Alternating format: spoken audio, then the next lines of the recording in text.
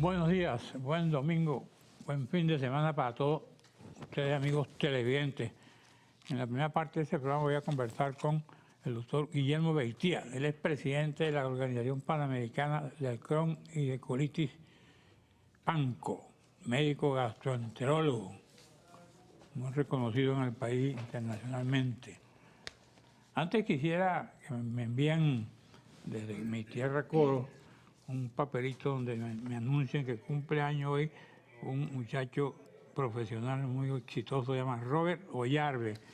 Mi saludo a él y a su esposa Nereida, a su hija que llaman Las Morochas. Bienvenidos a Diálogo Con, pero solo en forma virtual. De manera, doctor, bienvenido. ¿Usted? Muchísimas gracias por la invitación. Que está aquí presente. Gracias. ¿Cómo anda esa Organización Panamericana del Crohn y del Colitis PANCO? Con muchas ideas. Antes las teníamos a nivel de Venezuela, por Grupo Venezolano de Enfermedad Inflamatoria Intestinal, que tuve el honor de presidir durante varios años.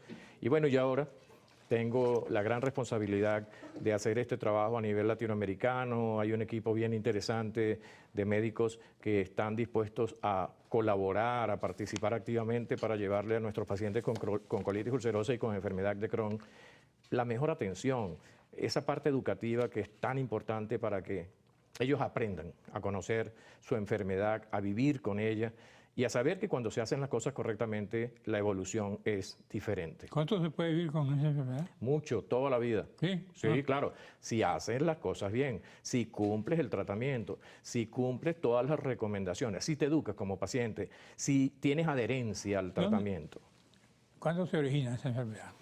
¿De dónde Afecta generalmente a los jóvenes, segunda, tercera década de la vida. Lamentablemente hay en niños, pero también se puede ver a cualquier edad. Los pacientes, las personas de edad... Usted ni yo estamos salvos. No. Los dos podemos tener la enfermedad, pero vamos a cuidarnos bastante para que no la hagamos. ¿Ah? Vamos a cuidarnos mucho para que tengamos menor riesgo de hacerlo. Que no llegue aquí, que llegue por allá primero. Diga, adelante, doctor.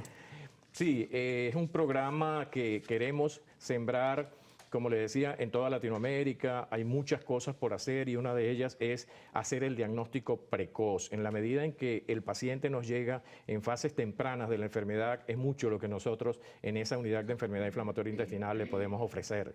Mientras que cuando el paciente llega con el cuento, que algunas veces con frecuencia lo vemos, que ha ido a varios médicos desde hace varios años y finalmente es referido a nuestro centro y ahí hacemos los estudios y le diagnosticamos una colitis ulcerosa o una enfermedad de Crohn, ya con un compromiso, ya con un daño estructural importante a nivel de ese intestino, las cosas son como que más difíciles porque ya hay complicaciones o manifestaciones fuera del intestino, porque la enfermedad no afecta solo el tracto gastrointestinal, puede también afectar articulaciones, ojos, piel, hígado. Es un conjunto de afectación que desencadena la enfermedad inflamatoria intestinal. Por eso el trabajo en equipo. ¿Eso se inicia con qué? ¿Con diarrea? ¿Con dolor de estómago? ¿Con qué? Sí, generalmente son diarreas con moco, con sangre, pérdida de peso, dolor abdominal y, como le decía, algunas veces manifestaciones en otros órganos que no son intestinal. Hay una historia que es importante recordar, y es ese paciente que va al ambulatorio con una amibiasis y a los 2 meses vuelve a tener una amibiasis y al mes vuelve a tener una amibiasis. Ese paciente ya tenía la enfermedad inflamatoria intestinal y lo que está haciendo es amibiasis a repetición. Por eso queremos educar a nivel también de la red primaria, a nivel de la red de ambulatorios, para que los médicos conozcan la enfermedad inflamatoria intestinal y nos refieran el paciente precozmente. ¿La amibiasis es mortal? No, para nada. Si se trata adecuadamente, si se diagnostica y se trata adecuadamente, va a evolucionar favorablemente. Si se deja evolucionar y no se hace lo correcto. ¿Cuándo tú puedes detectar que tienes amibiasis? Es un diagnóstico diferencial. Justamente acá, cuando tenemos un paciente con enfermedad inflamatoria intestinal, hay unos que tienen amibiasis además de la enfermedad inflamatoria intestinal y hay otros que tienen una amibiasis severa que se confunde. Ahora, ¿por qué la amibiasis? Malos hábitos, el agua, la potabilización, la manipulación de los alimentos, todos estos factores de higiene que muchas veces no tenemos el conocimiento exacto de lo que hay que hacer para prevenir. ¿Cuáles serían? Sí. Cuando se pierden esos datos de prevención y de promoción de salud, pueden ocurrir cualquier enfermedad como esta. ¿Cuáles serían las reglas ambientales para protegerse? El agua, fundamental la potabilización del agua. Hervirla. Hervirla, si no tienes agua potable, hervirla, lavar bien los alimentos, tener mucho cuidado donde comes. Estos restaurantes, estos sitios de comida chatarra en la calle, ahí muchas veces se adquiere la amibiasis. En esa manipulación de los alimentos sin las normas establecidas, existe un riesgo. ¿Y hay muchos pacientes en Venezuela? Sí, generalmente Venezuela es un país que tiene, Latinoamérica en general, tiene bastante casos de amibiasis. Pero el punto de la educación comunitaria y de la educación de los pacientes es algo bien importante, que yo creo que cuando tengamos ese convencimiento y ese conocimiento de que debemos rescatar el valor de la prevención y de la promoción de la salud, tendremos ese sistema de salud que merecemos. Aquí estamos hablando de videocápsula endoscópica, facilita el diagnóstico gastrointestinal. Bueno, yo soy de los que piensa que antes de una cápsula hay otros métodos diagnósticos que nos ayudan. Una ileocolonoscopia, que es ese estudio que nos permite ver la parte final del ilio y todo el colon y diagnosticar si hay ulceraciones, si hay inflamación, si hay edema, si hay hemorragias. Ya la biopsia que se toma, algunas veces correlacionamos con estudios de imágenes como por ejemplo una enterotomografía. Muchas veces la cápsula no va a ser un método diagnóstico de primera línea. En contados casos lo podemos indicar. Esto es un punto muy controversial en el campo médico porque tiene limitaciones, no permite tomar biopsia y es importante siempre tomar biopsia. Con la cápsula yo puedo ver lesiones que pueden ser Crohn, enfermedad inflamatoria, pero también pueden ser lesiones por antiinflamatorios no esteroideos, por ejemplo. Entonces es necesario correlacionar esa información y muchas veces tiene una indicación, pero muy limitada, hablando de la cápsula. ¿Qué otra forma de detección tienen? La endoscopia. Definitivamente la endoscopia, la ileocolonoscopia, es como que el método importante que nos va a permitir diagnosticar la enfermedad. Pero siempre, como le digo a mí... ¿No lo detectas con un aparato que puedes mirar las cosas? El aparato que puede mirar las cosas es el colonoscopio, que nos permite, lo que les decía, ver las lesiones, tomar la biopsia y finalmente, siempre y cuando, como le digo a mis estudiantes de pregrado y de posgrado, abramos el abanico del diagnóstico diferencial. Tenemos que estar seguros. ¿Realmente mi paciente tiene una enfermedad de Crohn? ¿Realmente es una colitis ulcerosa? ¿No será otra cosa?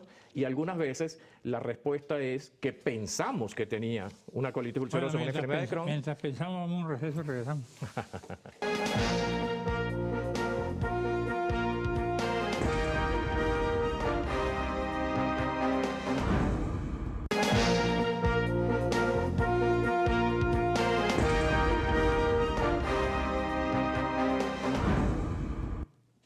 Bueno, aquí leo enfermedad inflamatoria intestinal, cómo tratar una patología que incomoda y altera la calidad de la vida, dice aquí.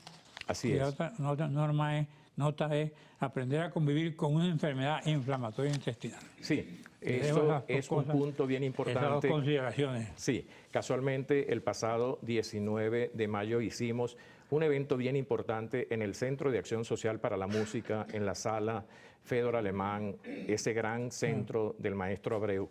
Quisimos unir ciencia y cultura y dimos una parte científica, un programa que estamos haciendo en Latinoamérica de Siga Sin Pausa, y no es otra cosa que enseñarle al paciente a educarse, a conocer su enfermedad, a vivir con su colitis ulcerosa o con su enfermedad de Crohn, a cumplir estrictamente todo el tratamiento y las recomendaciones que se le hacen, y la evolución es totalmente diferente.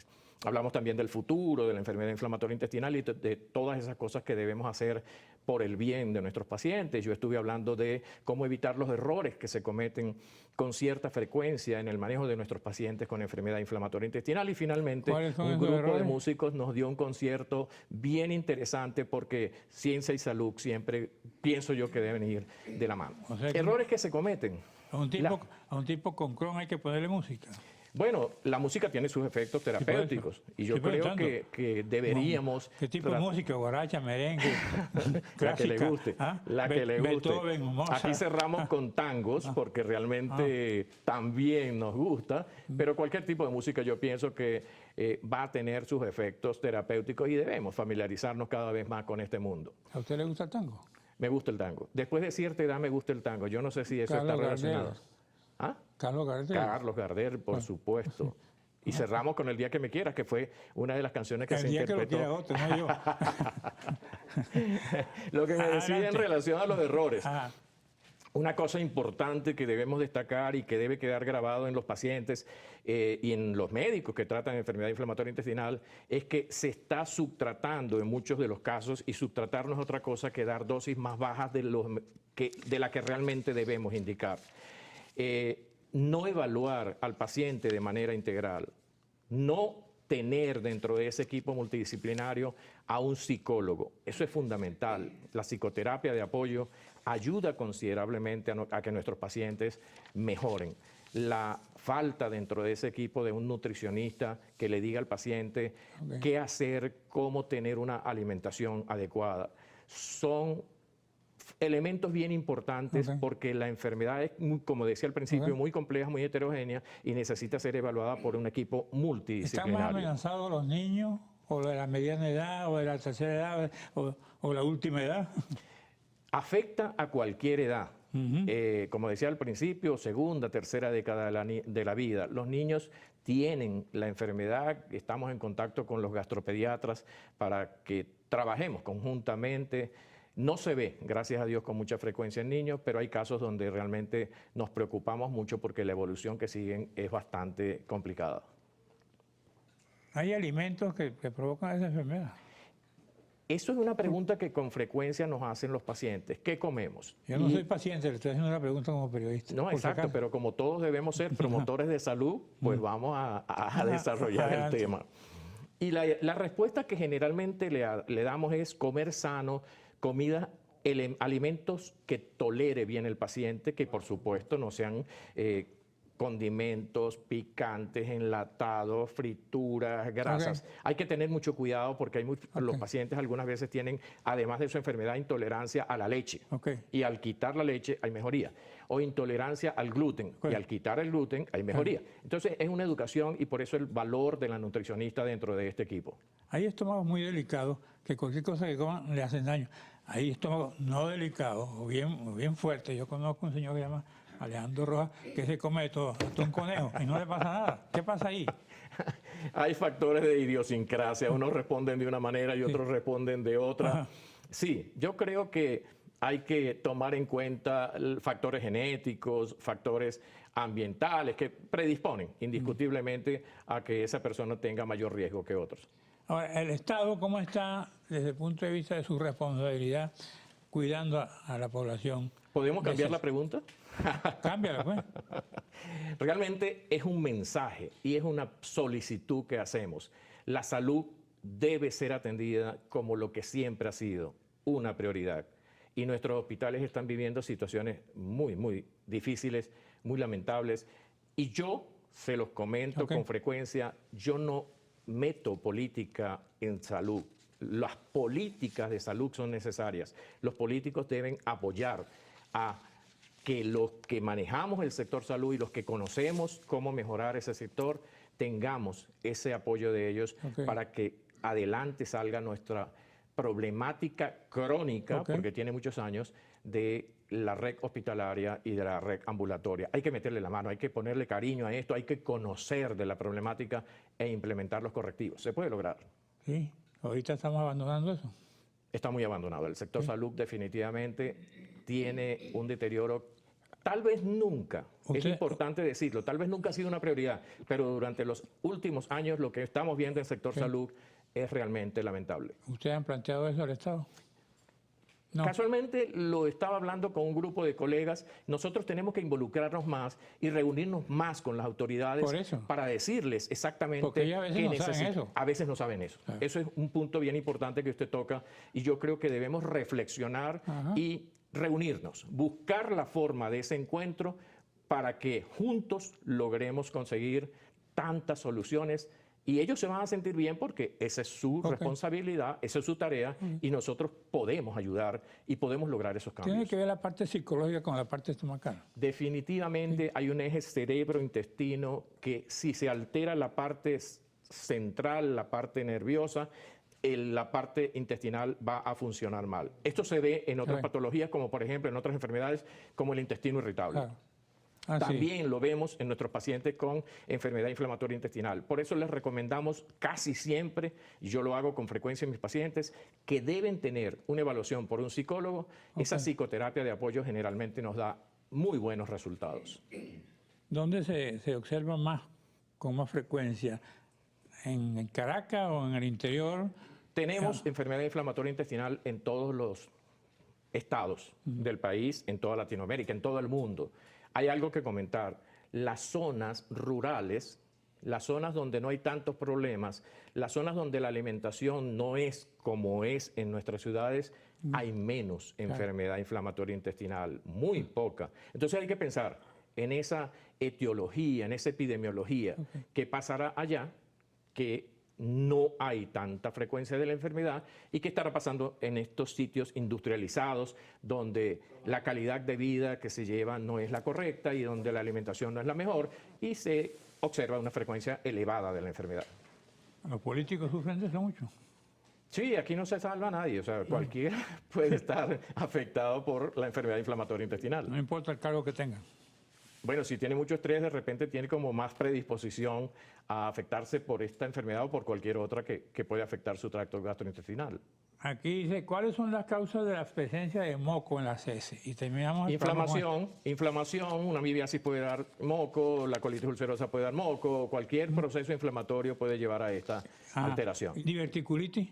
Son cosas diferentes. ¿Por eso qué es? Es una inflamación del intestino. ¿Tiene cura? Sí, un problema inflamatorio que recibe tratamiento antibiótico, analgésico y las recomendaciones generales y el paciente evoluciona. ¿Los pólipos de cólico? Los pólipos, todo pólipo hay que sacarlo porque si no puede evolucionar cuando se diagnostique. Todo pólipo debe hacérsele polipectomía porque puede evolucionar a un cáncer. ¿La alergia alimentaria? Hay que tener mucho cuidado con lo que comemos. Definitivamente educarnos y saber que lo que nos está desencadenando síntomas no somos tolerantes a ello, como el caso de la enfermedad celíaca o de la intolerancia al gluten. ¿Sabes que hay gente que no come mucho o no come por razones naturales o por razones de obligación y no sufren de eso? Depende porque si tienen una alimentación, dentro de lo poco que comen, su alimentación es sana, balanceada, tal vez eso es un factor protector, eso les ayuda.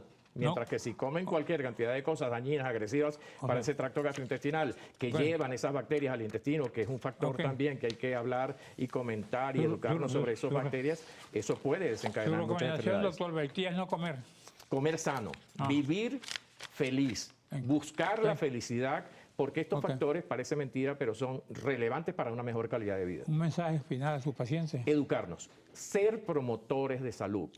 Tenemos que conocer cuáles son los factores de riesgo de las enfermedades que más frecuentemente nos afectan y evitarlos. Gracias, doctor Beitía, presidente de la Organización Panamericana de Crohn y Colitis, médico gastroenterólogo. Gracias por venir. En la próxima parte voy a conversar con William Anseume, presidente de la Asociación de Profesores de la Universidad Simón Bolívar.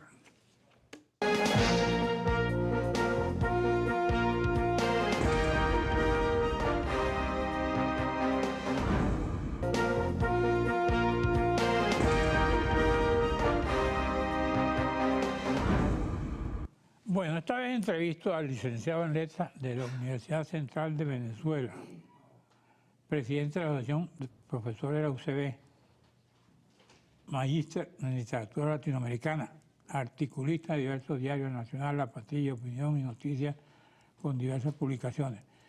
Y su nombre es William Anseume. Bienvenido. Muchas gracias, Carlos. Muchas gracias a ¿Cómo están Televen. las cosas por la Universidad Simón Bolívar? Bueno, cada vez más complicadas. A veces con problemas, ¿no? Cada vez más complicadas, Carlos. Muchos problemas laborales, no solamente de la universidad, ¿no? De todo el país, que afectan a la universidad y a la educación pública venezolana, también la privada. Muchos problemas con los servicios, problemas institucionales serios. Estamos padeciendo pues esta situación en la cual no ha habido elecciones universitarias. ¿Por qué? Hubo una imposición del TCJ que impidió la realización de la última posibilidad que tuvimos de hacer elecciones y a través de ese pronunciamiento del TCJ pues se paralizaron las elecciones de todas las universidades nacionales. Entendemos que este mismo año, este mismo mes, va a haber elecciones en la Universidad Central de Venezuela y bueno, pues las demás universidades merecemos y queremos, después de casi 3 lustros, tener elecciones de nuestras autoridades. ¿Por qué en la Universidad Central y no en las otras universidades? Esa es una muy buena pregunta. ¿Sí? Una buena pregunta que habría que hacerle pues, a quienes están gestando esas elecciones en la Universidad Central. ¿Por qué allí solamente? Entonces queremos que eso se extienda a las demás universidades públicas del país y especialmente a la Universidad Simón Bolívar, donde sabemos pues, que después del fallecimiento de nuestro rector, ya va casi 2 años de esta situación, en julio, bueno, vino la designación de autoridades que no son electas por la comunidad y que, bueno, han generado una especie de rechazo de todos los sectores de la, ¿Y quién, de la universidad. quién tiene la voz decisiva para que se normalicen las cosas al final? Las cosas deben normalizarse, esperemos que muy pronto, por cierto, y esperemos pues que las autoridades que están a cargo de estas decisiones permitan de una vez por todas y propicien esas elecciones, ¿no? El Consejo Directivo le hemos entregado esta misma semana un proyecto para realización de elecciones muy parecido al de la UCB, a ver si el Consejo Directivo toma finalmente la decisión de convocar a elecciones en la Universidad Simón Bolívar, tomando en cuenta pues que hicimos ese proyecto muy similar al de la Universidad Central de Venezuela. ¿Quién preside el Consejo Directivo? El rector Jorge Estefani, a quien le entregamos justamente el documento en su oficina, y al secretario para que... Vamos a invitar a Estefani para que nos explique eso aquí. Muy bien, sería buenísimo que lo inviten. De parte suya. Y que acepte la invitación. Espero que sí. Aquí se denuncian terrorismo académico por parte de las autoridades impuestas. ¿Eso es verdad? Sí. ¿En qué consiste eso? Venimos padeciendo en la Simón Bolívar un ataque permanente desde las autoridades. El rector le abrió expedientes a los estudiantes, le abrió expedientes a 3 profesores, a la Federación de Centros de Estudiantes. ¿Tú tienes expediente? No, menos mal. menos pelea. Entendemos que han removido de sus cargos algunas profesoras que han tenido algunas actuaciones contrarias a la autoridad dentro de la universidad. Entonces, hay una especie de retaliación permanente dentro de la universidad, de persecución. ¿Y qué busca eso? Buscan que haya presencialidad en la universidad, es una de las cosas que buscan, que es imposible, porque comprendemos que con ausencias de servicios, una universidad donde fallan generalmente los servicios, el transporte, comprenderemos que la Universidad Simón Bolívar es muy distanciada de los centros, digamos, de la capital, y tenemos necesidades de transporte. Pues hay gente que vive en Maracay, por ejemplo, que para llegar a la universidad con estos sueldos, que todos sabemos el padecimiento que implica también estos sueldos, pues nos cuesta mucho. Entonces, han decidido, por ejemplo, que aquellas personas, aquellos profesores que ejercen cargos y no ejecutan una presencialidad como ellos quieren, les quitan las primas de cargos. Entonces, siguen en el cargo, pero le quitan las primas. Entonces, es una cosa incomprensible, esta persecución permanente a trabajadores, a obreros, a profesores, a estudiantes. ¿Pero tiene alguna justificación legal? Bueno, ellos procedieron, el rector abrió un expediente, por ejemplo, a 3 profesores. No solamente abrió el expediente, sino que procedió pues, con la ejecución de las sanciones derivadas de ese expediente que le abrió a los profesores. Y después de aplicar la sanción, la comisión que se encarga de revisar finalmente todo este tipo de procedimientos anuló el procedimiento del rector y quitó todo, el expediente y las sanciones.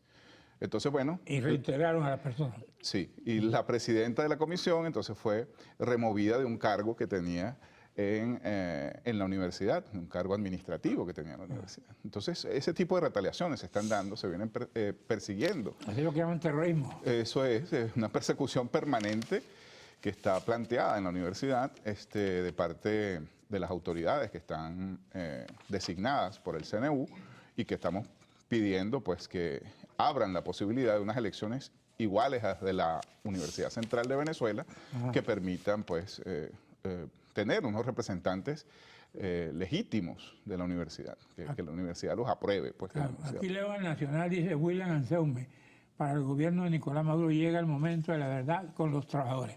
Sí, y llegó. El 1 de mayo llegó. Ajá. El resultado es muy negativo para el trabajador en general. Pero les dieron aumento, ¿no? Un aumento que no fue de sueldos. O sea, los sueldos quedaron iguales, fueron los bonos. Por eso.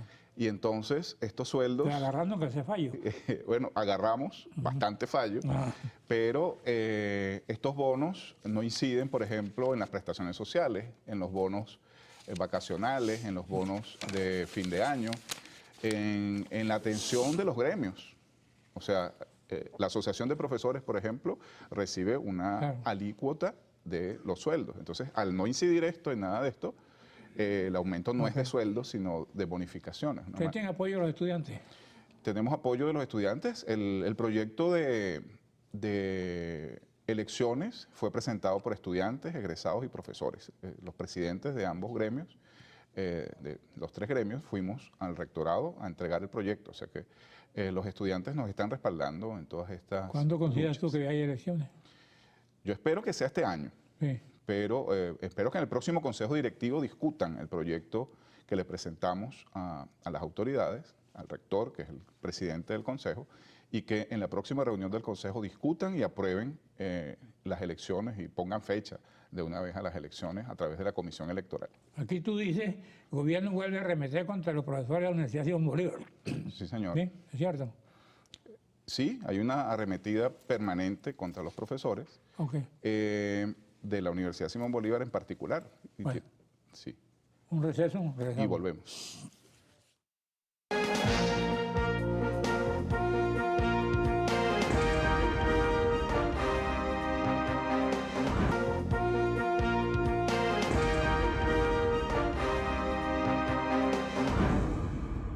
Bueno, conversando con William Anseume en la parte final del programa, ¿qué pasa con los expedientes?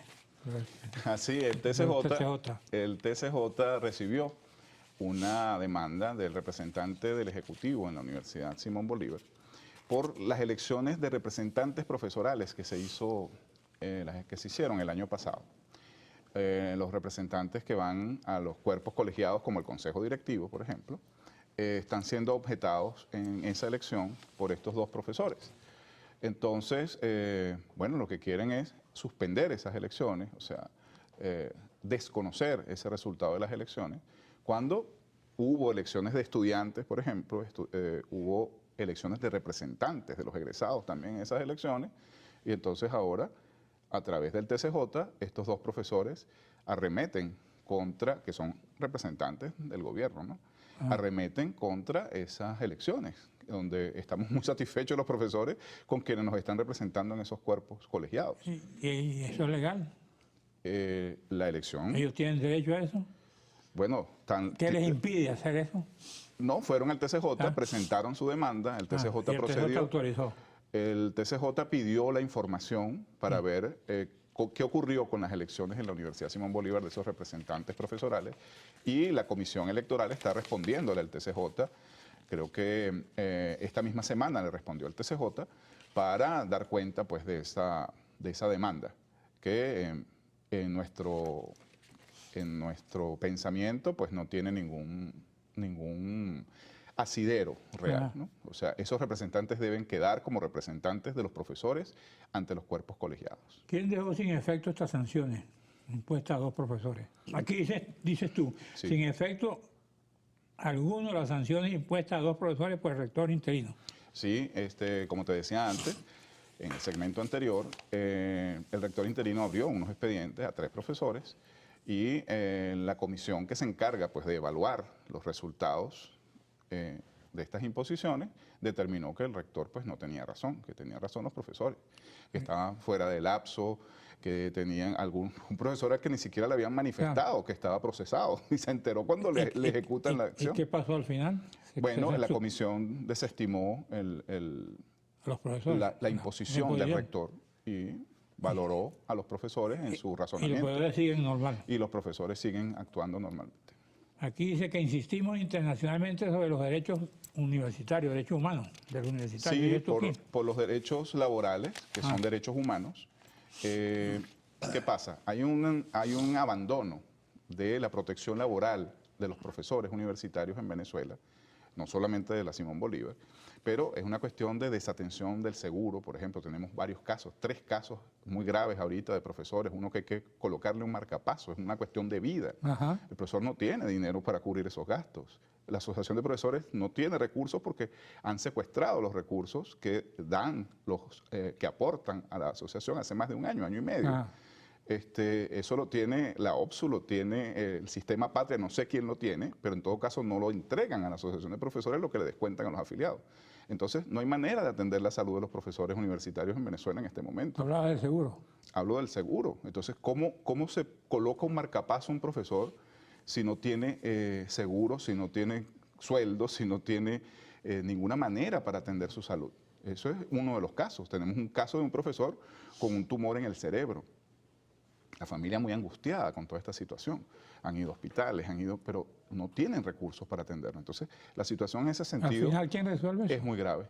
Lo resuelve la familia como puede, haciendo... No, y al final, ¿a quién le toca proteger al profesor con su seguro? Le toca al Estado. O sea, Ajá. el Estado tiene la obligación, porque son derechos humanos, la ¿Estás hablando de salud. seguro privado o seguro social? Estoy hablando de ambos seguros. O sea, el seguro social debería alcanzar para proteger la salud de los profesores, pero ¿Y no eso no alcanza. alcanza ahorita? Indudablemente que no.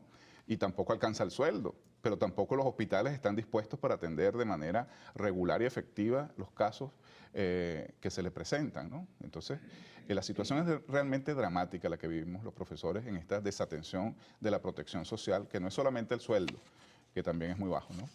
Y están ustedes pidiendo también de las presiones, hay mucha presión entonces. En la Universidad Simón Bolívar en particular hay mucha presión desde la autoridad, como decía antes, persecución de estudiantes, de profesores, esta apertura de expedientes, esta cuestión de remover de los cargos a personas que simplemente opinan de un modo diferente, esta cuestión de quitarle las primas a los profesores. Sí, le quitan las primas.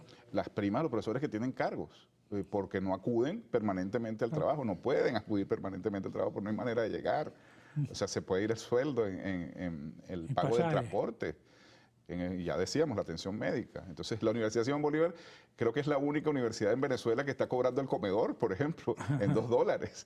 Entonces, uno no entiende realmente cómo es el funcionamiento ¿Tú de todas pagas estas $2? cosas. Yo no pago porque casi no voy a la universidad. Ah. O sea, yo vivo fuera de la ciudad. Antes había un transporte y podía llegar fácilmente, ahora no puedo. Bueno, después qué, porque estás bien. Bueno, eso es por otras cuestiones. ¿Qué otra cosa nos puedes decir hoy? Les puedo decir que la universidad venezolana está atravesando uno de los peores momentos. En términos electorales, La menos mal, universidad como institución. en general en Venezuela, sí.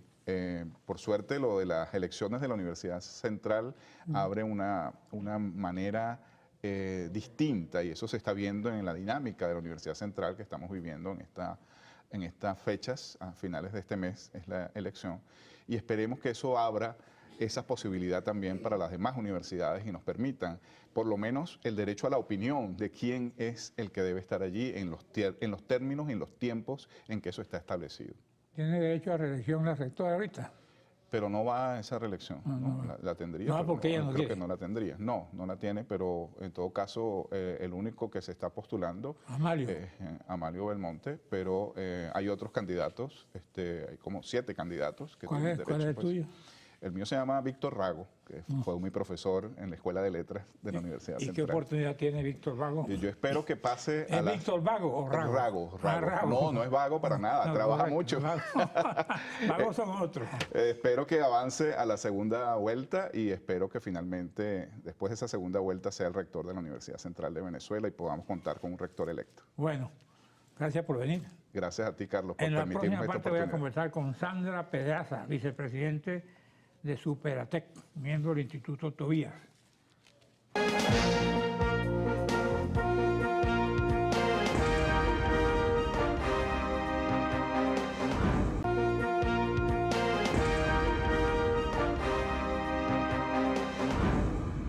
Bueno. Bueno, ahora conversaré con Sandra Pedraza, vicepresidente de Superatec.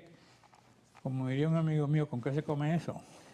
Superatec es superación personal a través de la tecnología, una fundación que fue creada hace 21 años donde formamos personas en las comunidades populares, jóvenes, Ajá. les enseñamos tecnología, formación humana, formación financiera, formación laboral y les conseguimos trabajo para hacer una inserción laboral productiva.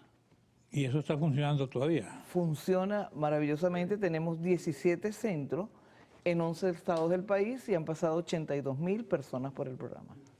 ¿Y la gente que quiera acceder a ese programa, qué tiene que hacer? Meterse en la página web, buscar la dirección, cuál es el centro que le queda más cerca. ¿Cuál es la página web? Superatec.org.be, ¿no? Superatec nace con la idea de formar jóvenes, pero una vez que formamos los jóvenes vinieron los profesores a decirnos que los jóvenes sabían más tecnología que ellos. Claro. Entonces comenzamos a formar a los profesores. Formó a los viejos. Y entonces ahora damos clases de los 7 años y el joven de más edad ha sido unos 86.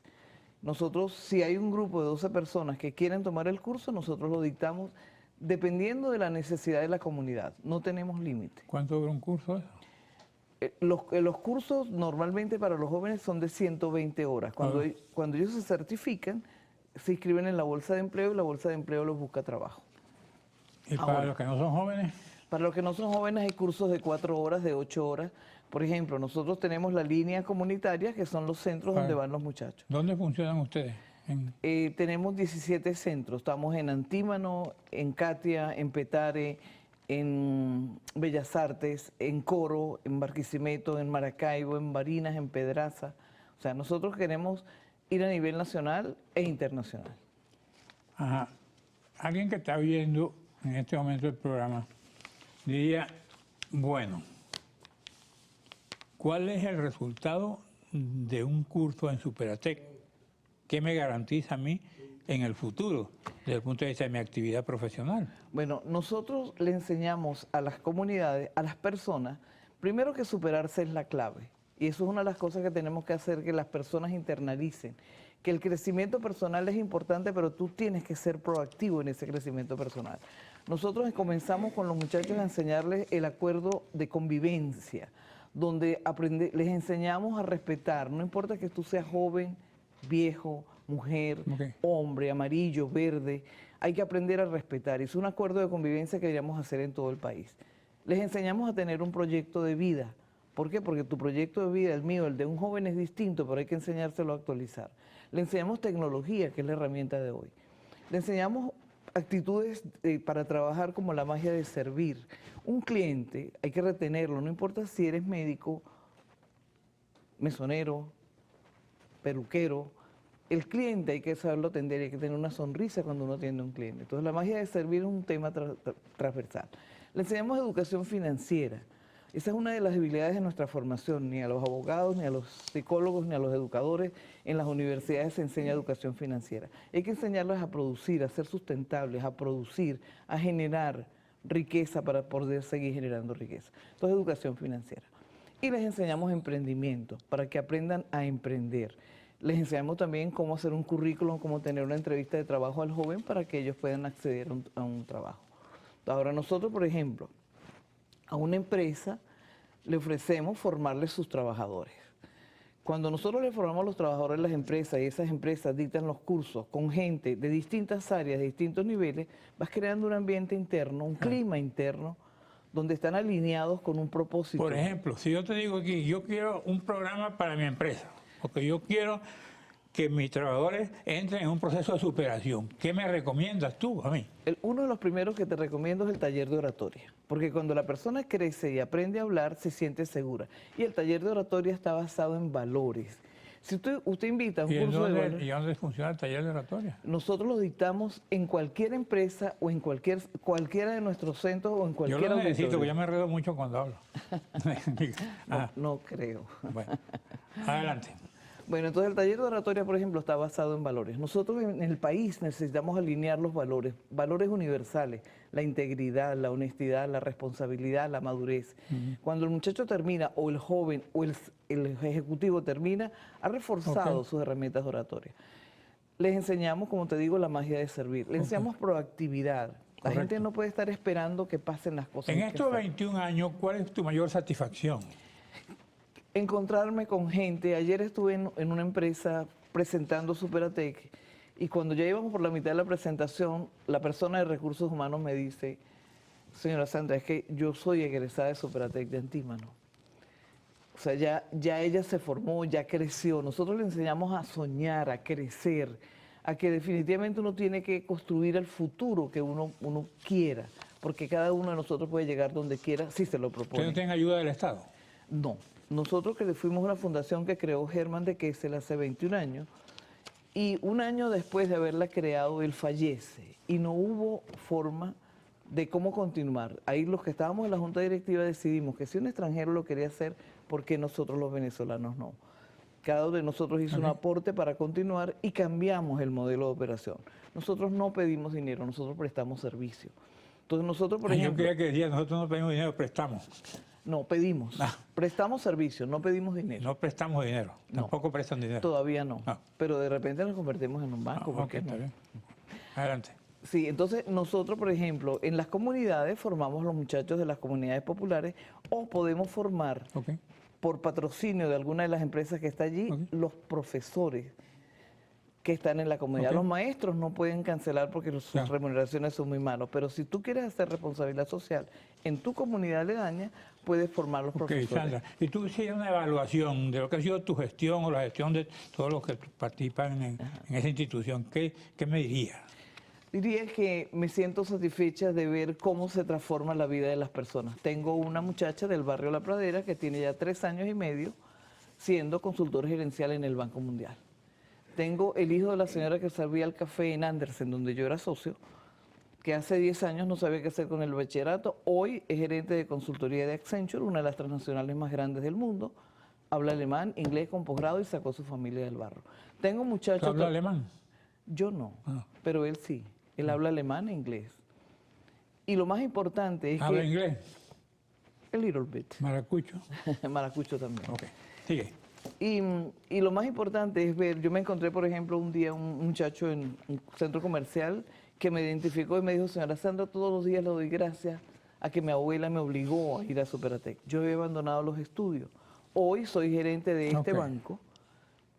Ya estoy terminando mi carrera universitaria y hoy le di la bienvenida a 15 muchachos de Superatec que se van a formar.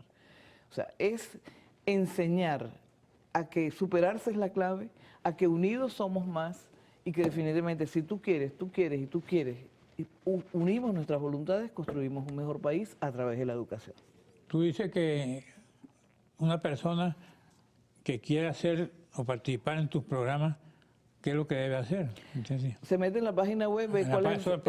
no tiene otro recurso, Sí, sino sí. la página web. No, está la página web, estamos en Twitter, estamos en Facebook, estamos en Instagram. Ahí están los teléfonos, nos llaman y ves cuál es el salón. Y si no, nosotros te vamos a visitar. Nosotros continuamente estamos visitando las empresas para ofrecerles los servicios. Me dice que ustedes no cobran.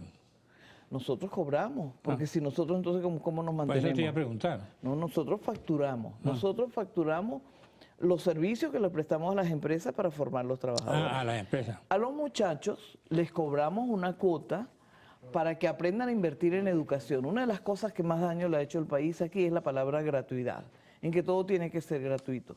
E invertir en educación es lo único que hace la diferencia. Claro. Si tú inviertes en tu educación y enseñas a que la educación tiene que tomar la iniciativa personal, aprende. Ok. Cuando las cosas son gratis, la gente muchas veces abandona. Claro.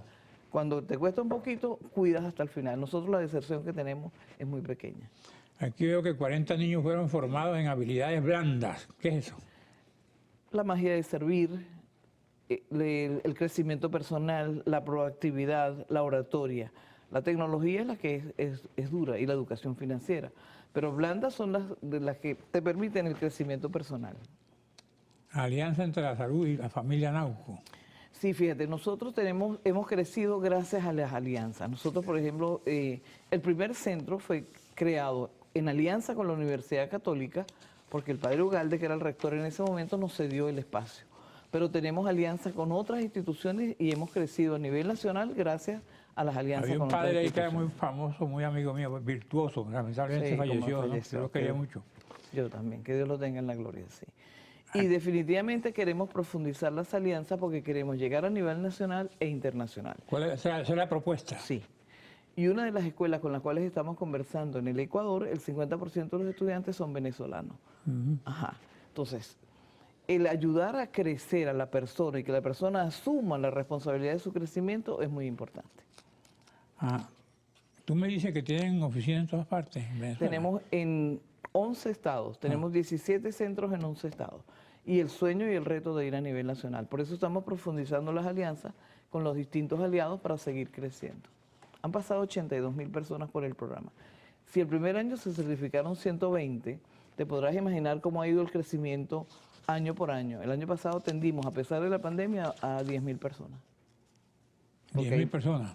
Hay trabajo, mucha educación a distancia. Ok. ¿Qué otra cosa nos puede decir que ilustre a nuestros televidentes? Mira, que definitivamente el país lo tenemos que cambiar y construir a través de la educación. Si tenemos mejores ciudadanos, mejores formados, y por eso la formación de las mujeres es muy importante, porque si ayudamos a empoderar a las mujeres formarán mejores familias. Tenemos que trabajar con la tercera edad. ¿Por qué? Porque la población venezolana, que era así, de puros jóvenes, ahora es mayor de 50 años. El 50% de la población O tiene sea, más que de yo 50 puedo años. entrar ahí. Claro. Ah. Y tenemos definitivamente que enseñarles a hacer el encuentro social, a salir y no quedarse encerrados en la casa, porque el encierro en la casa produce demencia senil y Alzheimer. Entonces, eso lo tenemos que enseñar. ¿Cómo salir a la casa? Y no volver. Bueno, yo estoy ahorita promocionando un proyecto que se llama Club Tobías, Ajá. que es encuentro social. Ya tenemos un año del ensayo en el Paseo Las Mercedes. Ajá. Todos los jueves de 2:30 a 5, estás invitado. ¿Y en qué pierden su tiempo, Invertimos el tiempo conversando, oyendo música, un pianista de primera que tenemos allí. A veces bailamos, a veces oímos a algún conferencista. Y ya estamos abriendo el segundo Club Tobías en Terrazas de la Vila. ¿Bailan entre mujeres o hombres y mujeres? Mujeres y hombres. Se ponen un bochinche ahí. Un bochinche abierto. Ok. Muchas gracias. Un mensaje final. Entre todos podemos construir una mejor Venezuela. La responsabilidad social tenemos que incentivarla, cada uno de nosotros. No importa la edad ni el sitio donde esté, en su área de influencia tiene que ayudar a trabajar por este país. Bueno, gracias Sandra Pedraza, vicepresidenta de Superatec, miembro del Instituto Tobías. Y muchas gracias a ustedes, amigos televidentes, por estar presentes en este programa. Nos veremos la próxima semana a esta misma hora. Gracias, Sandra. Muchas gracias.